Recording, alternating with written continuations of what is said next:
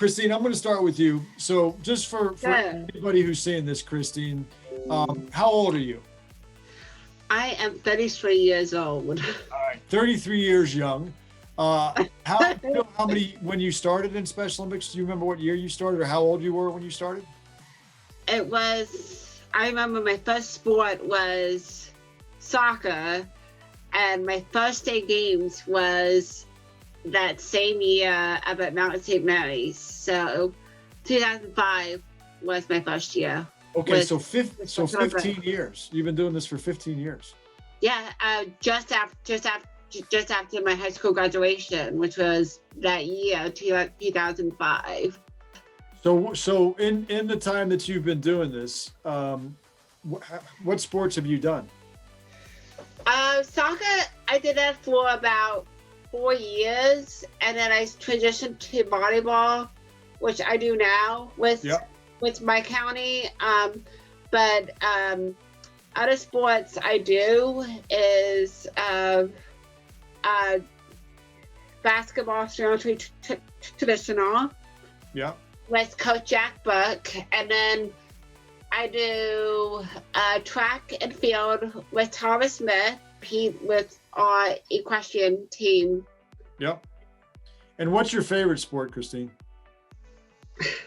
I have to say it's equestrian. Yeah, that's what I thought. And so, Thomas, I'm gonna shift to you now. Thomas, how old are you? 27.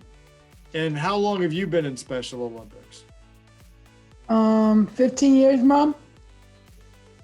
18 years. 18 years also. All right.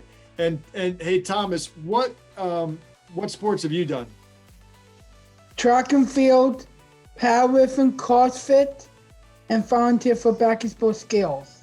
Excellent. And what's your favorite sport? Powerlifting. That's what I thought. All right, so Christine, I'm going to come back to you. How would you describe what Special Olympics means to you? I don't know, just being part of a team, having friends. There's so many things to express that. Same question for you. What's the best part about Special Olympics for you?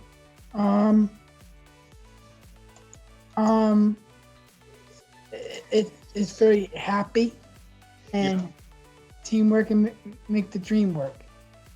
Absolutely. That's awesome. All right, so I'm gonna go to our super plunger extraordinaire here, Allan Kittleman. How would you describe the super plunge in terms of the way that it impacted your life? I can tell you, Jim, when I first did it in 2014, I wasn't sure what I was getting into. And I have to thank Jim Roby, a former state senator and county executive of Howard County, a really good friend of mine, for encouraging me to do it in 2014. And if you might remember, Jim, that was the year that was so bad outside, they wouldn't even let us go out every time. Oh and my I thought gosh. to myself, if it's like this every year, but it was an amazing evening, amazing day, getting to meet the athletes. It really is. It's all about the athletes. And you know, it's special for me to be a super plunger because I'm with the athletes and we're going out together and we're showing the teamwork, like Thomas said, to make the dream work. And, you know, it's just very special. It makes you really realize how important it is for us to contribute to our community and how important it is for everybody to be involved, no matter what your abilities are. And Special Olympics allows that to happen. So listen to this, Thomas. You recently did a talk about gratefulness, right? And how you've been working at Wise Markets. Do you feel like when you go to work every day that do you feel like they include you there? Yes. And how important and valuable is that to you? It's good work there, and they help me a lot. And you've been there for 10 years, right? 10 years. Yep. And does that make you feel important? Yes. Yeah, so I think that's a really good example of inclusion. I mean, the fact that they are so committed to you, and they're a sponsor of the Plunge. They're great supporters of Special Olympics. And Christine, how about you? When you think about inclusion, what does it mean to you? I get to be a part of a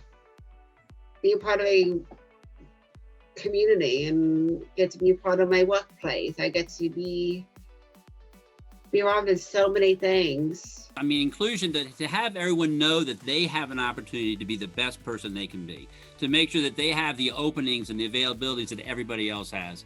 I mean, Special Olympics helps to provide that along with our school system and other areas, but inclusion is just incredibly important for our community. It's incredible also for those who are not involved in Special Olympics, because they need to understand everybody in our community. So Special Olympics provides that vehicle for people who can be part of Special Olympics, and also those who can volunteer, and also other people in the community, because the more we have people involved, the more we can make sure that everybody can be as productive as they want to be, and be, I mean, because there are folks in Special Olympics, Christine and Howard, Christine, I was gonna say Howard County, Christine and Thomas are great examples of how people can be involved and be part of our community, can have productive lives, can be productive in so many different ways, whether through employment or through helping out in the community. There's so many things they can do to make our community better, and they do that.